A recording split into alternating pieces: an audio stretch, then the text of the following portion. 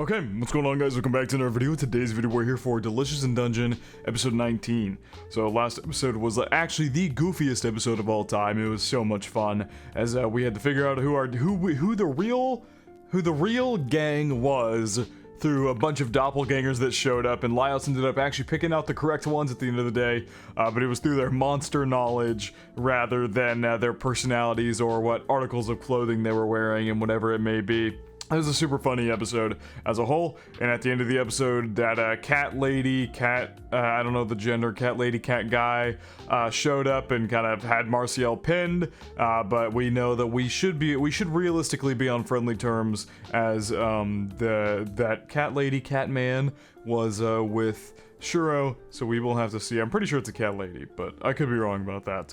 But we should be on friendly terms, realistically speaking. Maybe we'll just have to hear her out and see at the end of the day what they need. So yeah, I'm excited to see where this episode takes us. I'm assuming we're going to continue more down the comedy route of things as the season kind of wraps up here, and maybe we'll get a big crescendo towards the finale and whatnot. But I have been absolutely adoring this series. This has been so much fun. I love this show so much. It is an S+ tier 100% through and through. But yeah, I don't think I have too much else to say, so per usual, feel free to check out the Patreon and Discord. Links are in the description below. As far as the Discord goes, we talk about current anime, past anime, current manga, and past manga, and have non-anime conversations as well. And as far as the Patreon goes, you get exclusives and uncuts to all of my reactions, so feel free to check out either of those of your own will. But now, without further ado, let's hop straight into Delicious in Dungeon, episode 19. Hey, we're supposed to be friendly here. Lie on your stomach? Yeah. Why is she being hostile with us? Ah. Oh god. All over my body. So is she not supposed to be an engineered beast man?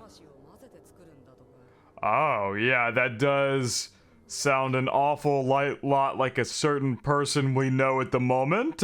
But no, this one is clearly, this girl is clearly different in the fact that she's still conscious. Oh god.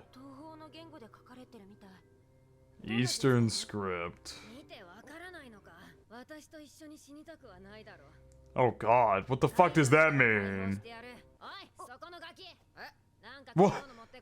What is Senshi? Oh, they were all laying down. I love how, like, there's borderline no fan service in this show ever. The real fan service we get is these fucking Senshi panty shots.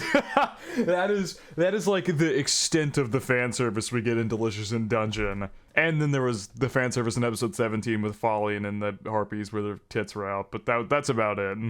Field ration pellet. My god, she is downing that.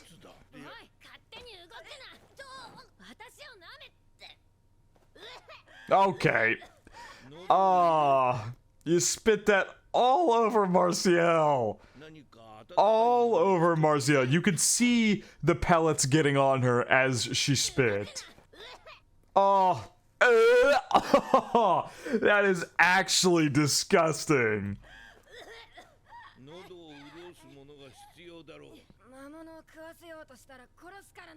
Yeah, how do we not feed him monsters? Oh yeah, what the hell? Must be my imagination. Yeah, there's no monsters. Nothing monster going on there. Oh, that's cool. They put like a little fire spell on the ground. That didn't even click in my head. Makes me feel useless and pathetic. He can't put his monsters to use. Risotto with mushrooms from a graveyard and cheese from orcs. It's quite the interesting meal. Mushrooms and cheese is the only thing we could make without using the dungeon food, aka monsters. Yes. Get one good whiff of that. Yeah, they're non-existent. No, I think it is just particular to her. Guess that's unfamiliar to you, huh? Did she actually just dump the mushrooms? Oh my god. She's eating just the cheese. Look, seems like we've got... Wow. We've actually found ourselves a picky eater.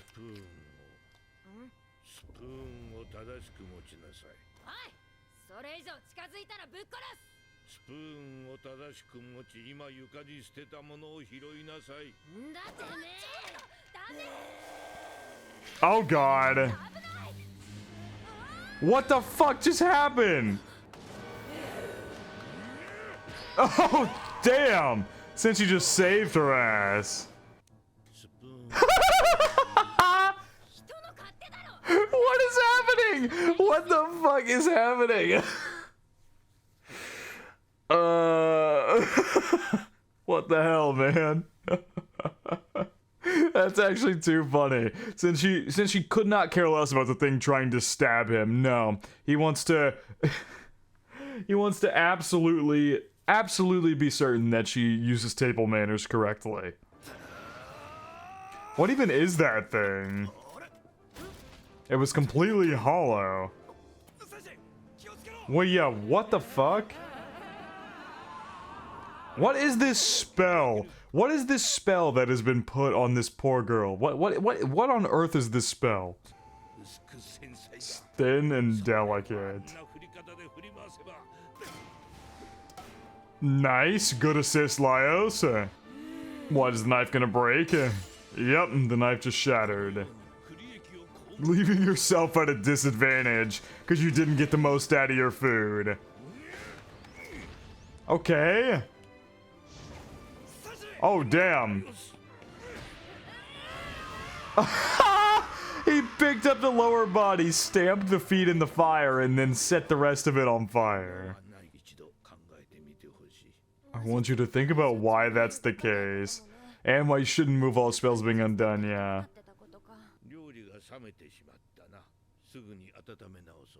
I love how Senshi wasn't upset about her being picky. He just didn't like that she, one, threw the food on the ground, and two, was using the spoon incorrectly. That's all Senshi cared about. Yeah. I guess she corrected it to ancient magic.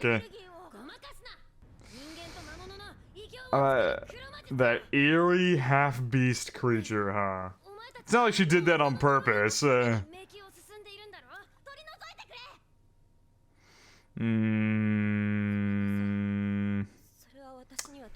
Yeah, Marcielle got quite the reprimand for using black/ancient magic last time, so I'm not sure she's gonna be super happy to immediately use it again. Once the flesh is broken, the inside spill out and can't be put back again. What the fuck? Namari? What? Why? Okay, Namari is apparently dead. What the fuck? Forms a tough membrane beneath the shell, keeping the soul inside even when the body is damaged. At the moment, you and Falling have got 2 eggs inside one shell. Soul's... Oh, shit. Yeah, that's brutal. Well, yeah, what? When you put it like that, it's like Falling can never go back to normal. Unless, I guess, realistically, the only way to get her back to a semblance of her old self is to kill the Mad Mage, which frees the dragon's soul, which then maybe Falling is able to take control again. But even in that instance, she is now part like a harpy. She'll never be able to go back to her old self if what Marcielle is saying here is true. That's kind of somber, all things considered. We were all hyped up to go on this journey to go save her again, but it seems like we might not ever be able to get her back to her original self. Not many options at the moment.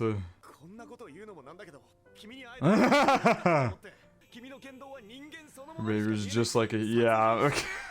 Marcielle and Shiltuk's reaction is a good reaction, honestly, to this right now. This poor girl just wants to get rid of this beast soul that has clearly been cursed upon her, and Laios is just obsessing over it. There you go. That's definitely possible. So very happy right now. You're trying to recruit me. Izutsumi. Is Izutsumi gonna become part of the gang? That'd be very interesting to see going forward. I mean, the gang is right. She can't exactly very easily get back to the surface now that her main mages have left. Lyles? We good? What the fuck is happening? Oh, what the fuck? Whoa.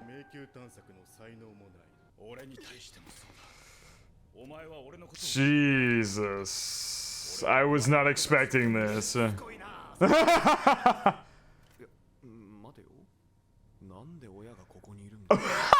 love how it was super serious for there for a second, and he was kind of freaking out, and then Shuro showed up, and he was like, wait, we've already talked about that, drop it! And then he... They somehow turned a super serious scene about, like, his parents and clearly some people from his past. Like, that's all great insight into Lyles, that he didn't make the army, couldn't go to school because he didn't fit in, because of how bad his skills at analyzing people and understanding people are, which just further goes to, which just furthers the agenda that Lyles is definitely somewhere on the autistic spectrum, which is what people have been speculating for forever now. And I think, honestly, the same probably goes for Falling to a certain degree. But that's besides the point. I just love how they took a super serious flashback scene where Lyles was getting, like, interrogated by everybody. I don't know if this is like a dreamscape or something like that, but then it just turned comedy because Lyles was just like, why the fuck are my parents here? Haven't seen them in over a decade.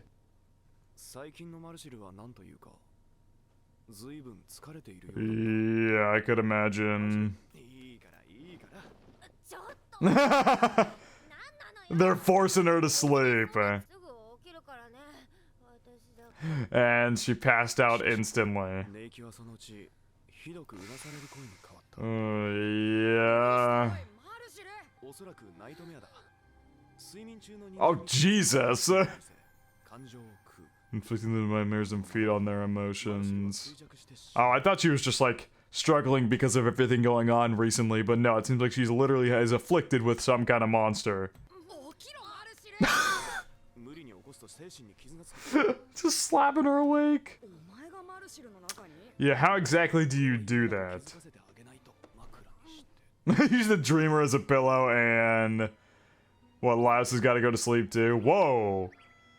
What the hell? Oh, he was sent into her nightmare? Ah. Yeah, definitely. My mightiest servant. Yeah, now that it's a dream, you can do literally whatever you... Wait. I get the OP now. The OP makes a lot more sense now. The OP is in Lyles' dreamscape. That's all the OP is. I get the OP now. That's really cool. Yeah, how exactly do you go about entering her dream? Dig down. Okay, yep, he just became a wolf. This is so cool. This is like this is what I imagine lucid dreaming is like. I've always wanted to do that. People talk about it all the time like it's the best thing ever, and it's never been something I've been able to do. Anytime I like become conscious in a dream, I immediately wake up. So I've never been able to lucid dream myself, but I know it's something a lot of people talk about. And this is kind of what I imagine it like. Lyles literally just ripped his own skin open, became a wolf, and is digging through his own dream. Like, this is really cool. I like this. Oh. Christ. Well, you're now inside her nightmare. Whoa. We've entered black and white land. This is terrifying.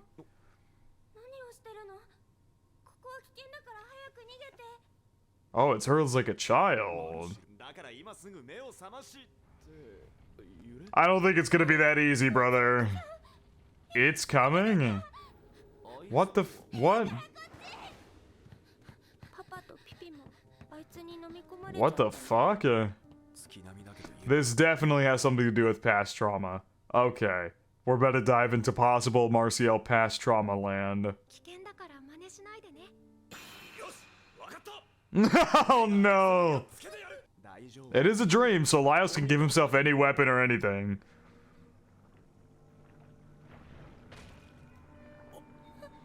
The fuck?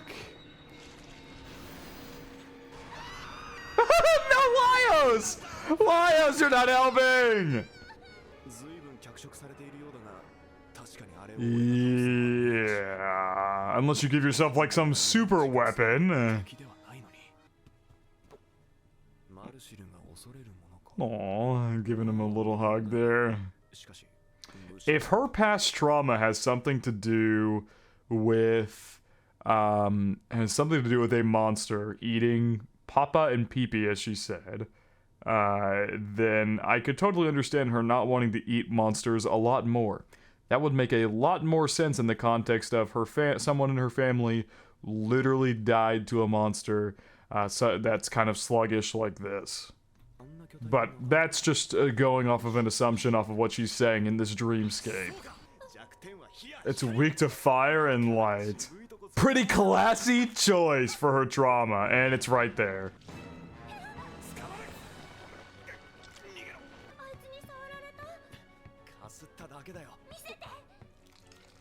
Oh god. Whoa. It's like melting off the side of his face. Laios, I think... Laios, I'm not gonna lie. I think you're just traumatizing her further, I'm gonna be honest. I think you're making the nightmare worse at this point. Oh. Yeah, what does happen? Seems like this child Marcielle might not even know. God, the whole place is getting warped. Oh god. Laios. She ended up like this? Oh, is that falling? Oh god. Yeah, that'd do it. So her nightmare is a mix of something from her childhood, and then also a mix of being terrified and guilty about what happened with falling, and then also afraid of dying as well.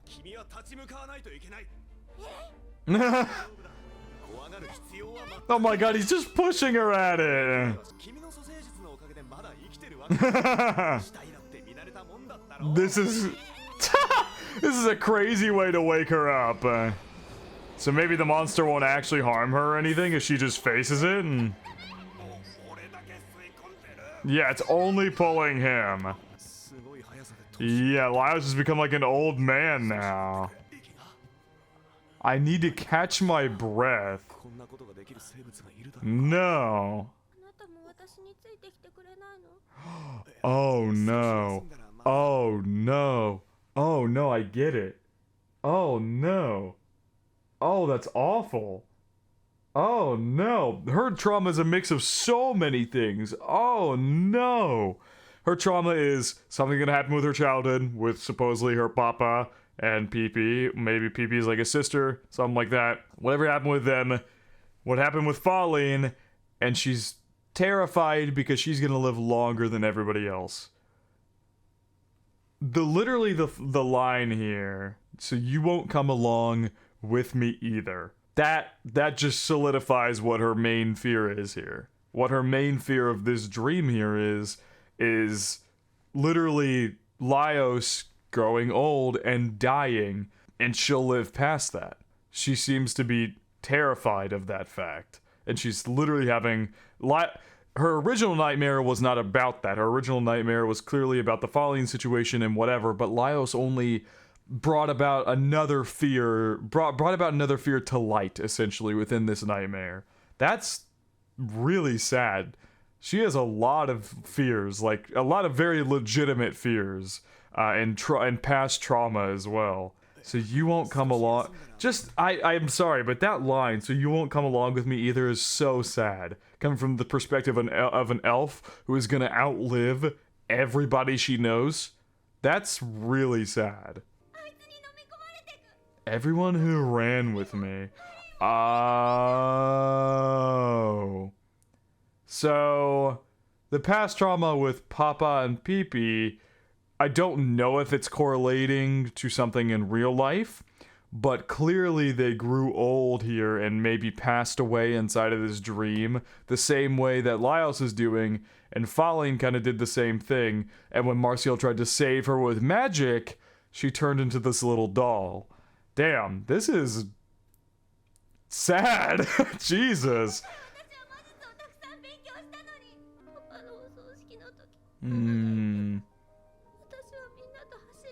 But I run faster than everyone else. Pee-pee's a bird. Oh, that makes so much more sense. Oh, this whole dream makes so much more sense learning about that. Her father died when she was young. Her bird died. She's terrified about Falling dying, and then obviously the metaphor for using the magic to bring her back turned her into a doll in this dreamscape. And now she's got another fear that Laios has entered the dream and he's gonna age and pass away while she lives on perfectly fine. It all makes way more sense. Yep. Makes way more sense now. That is a terrifying prospect. Really.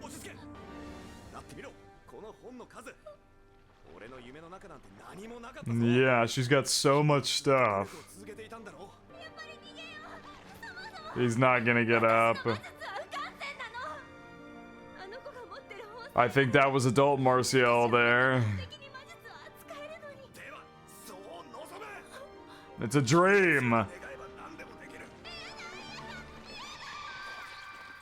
Whoa! There you go. There's your magic book. Whoa! What the fuck? She's literally hit it with the book! Literally hit it with the book. Whoa!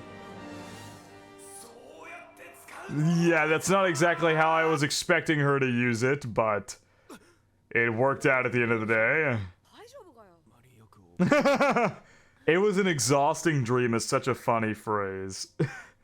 It was an exhausting dream, like you were asleep and you somehow wake up more tired than when you went to sleep.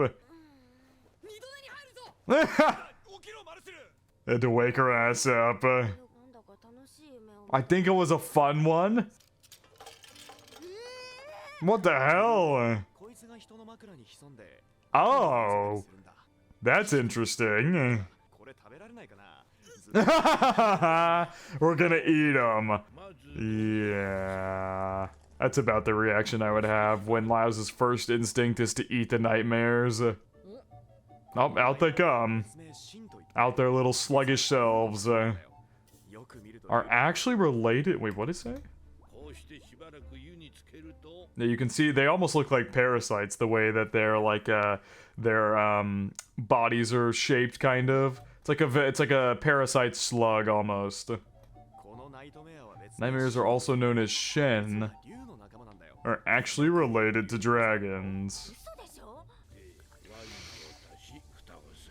When did we get wine? When on earth did we get wine? What the fuck? No idea when we got wine. Some soy sauce. Whoa. Is this Marcielle's dreamscape? Turned into a mirage. When a dog appeared. Yeah, that is an infinitely sweeter version than what actually happened. I'm assuming the dog is supposed to be Laios. Oh, that's right, because he turned into a wolf in his dream and then dug down into hers. Okay. Aww. That's cute. I'm glad it ended up turning into a good dream for her at the end of the day after how traumatic things were looking. It did actually just kind of click that those elves, I have a feeling that I was saying the end of the season's going to be more comedy based, but I wonder if we're going to take a detour and check up on Shuro and see all of those elves there and see what when he relays this information to them, how they react and everything that's gonna happen from there. I have a feeling that is where the season's gonna wrap up probably, is we're gonna kind of tease what's gonna happen in the next season. That is such an adorable smile. great episode. That was very good, the reveal of kind of her deepest fears, and I like how they built it up over time that you could slowly piece together what her trauma truly is, but at the end of the day, it's finally revealed to you in the end. I really like that. And she's tackling a lot of traumas at the end of the day, but obviously her main one being that she's terrified of people dying before her and kind of going on while she's left alone, which is a very Frieren-esque fear to have. But as a whole, a great episode. I like that it seems like we're gonna have oh god, what was her name? I gotta go back and find her name now. Her name was very long and they only said it once, so I don't remember it. Hang on. Izutsumi, okay. There we go. Okay, Izutsumi. Seems like Izutsumi might be joining the gang for a little while until she is able to get back to the surface and whatnot. But it seems like because she is part beast, that she has to wear that like mask that we saw her wearing, which would make sense because the elves are very particular about the use of black magic and stuff.